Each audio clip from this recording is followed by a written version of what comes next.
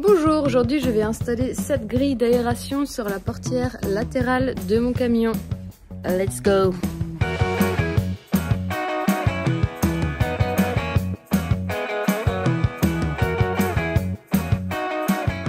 Donc après avoir grandement hésité entre cette grille-là et cette grille-là, je vais opter pour la grande grille, donc c'est 80 cm². Celle-ci c'était 50 cm² parce que je souhaite faire homologuer mon camion et que dans le cadre de l'homologation concernant les aérations basses, je vous montre, ça va être un peu plus parlant. Donc en gros, mon aération va être placée juste ici, ce qui correspond à la zone juste au-dessus du plastique, sauf que je dois être 10 cm au-dessus du sol. Mais ça concerne pas la taille de la grille, mais juste la zone d'aération. Pour être sûr d'avoir une zone d'aération suffisamment grande à 10 cm au-dessus du sol, je choisis cette grille-là, comme ça.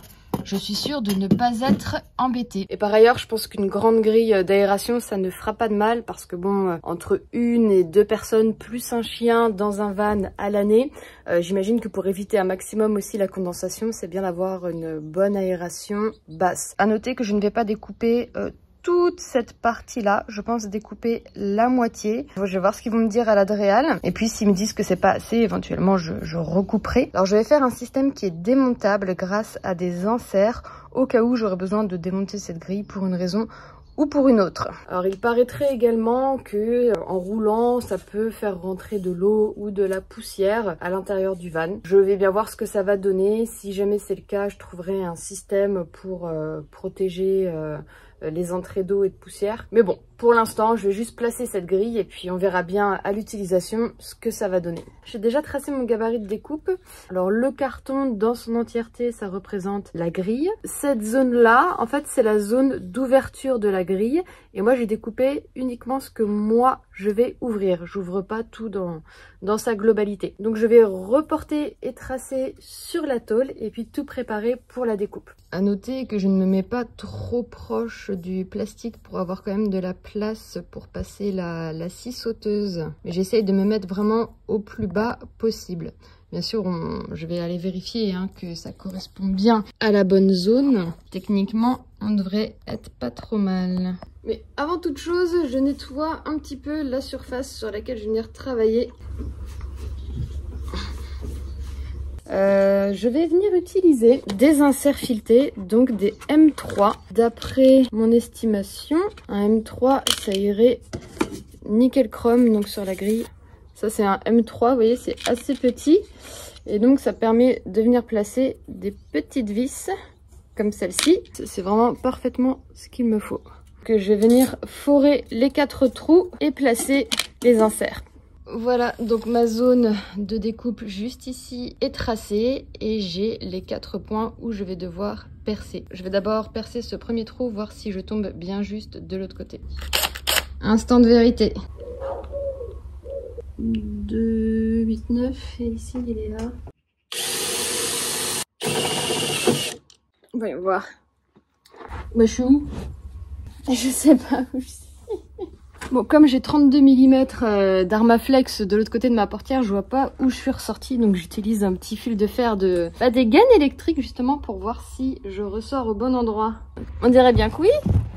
Je ressors juste ici. Pile poil au bon endroit. Je sais pas pourquoi, mais je suis quand même soulagée. Tout ceci est très approximatif. C'est très approximatif, mais on est d'accord que je suis pas sur un tuto. Je suis sur une vidéo. Je vous montre comment je fais, mais c'est pas un tuto. Tournez-vous plutôt vers des professionnels si vous voulez quelque chose de parfaitement précis. Mais ça fonctionne. À partir du moment où ça fonctionne, moi je vous dis... Allez, au suivant. Donc j'ai percé mes 4 trous avec un forêt taille 3, il me semble. Et je vais venir les agrandir un tout petit peu pour pouvoir passer mon insert, parce que là mes inserts ils passent pas dans les trous. Du coup, comme j'ai mon Armaflex de l'autre côté, j'ai passé mon petit fil pour voir où je tombais exactement de l'autre côté. Et donc c'est pile poil à la zone désirée. On commence à avoir le compas dans l'œil, mine de rien. Yes.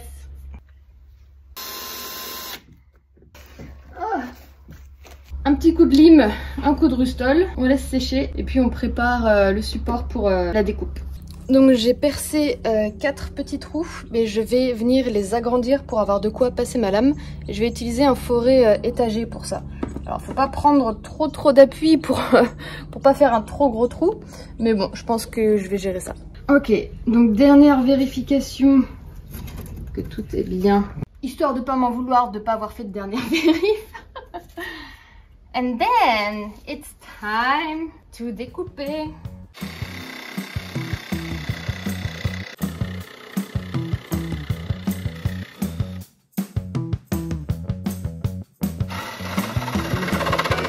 Il y a l'Armaflex qui vient engluer la lame. C'est pas l'idéal d'avoir mis l'Armaflex avant de l'autre côté. Je savais pas encore que j'allais faire l'ouverture ici, j'avais un peu oublié.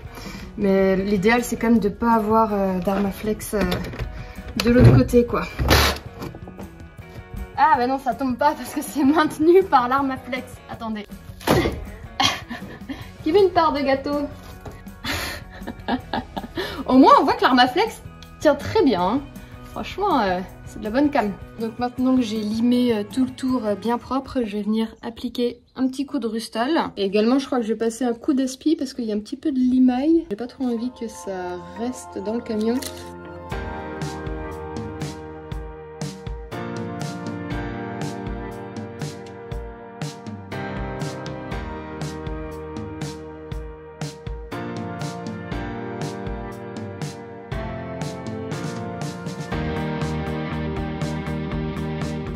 Alors j'avais dans l'idée de faire un petit joint de Sika en plus des vis, sauf que je me suis dit que ce serait peut-être mieux d'attendre le passage à l'Adréal, voir s'ils me disent quelque chose, je sais pas, par rapport à cette ouverture là, on ne sait jamais.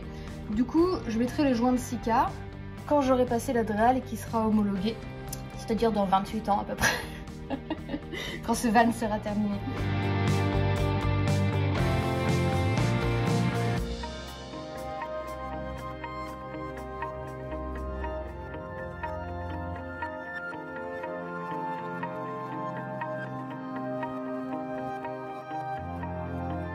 Et voilà, la pose de l'aération est terminée.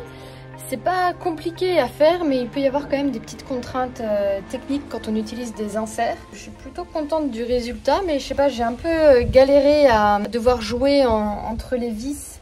Il y a un petit peu de jeu en fait dans les inserts et il faut vraiment pas que la plaque gondole, mais vraiment qu'elle soit bien plaquée.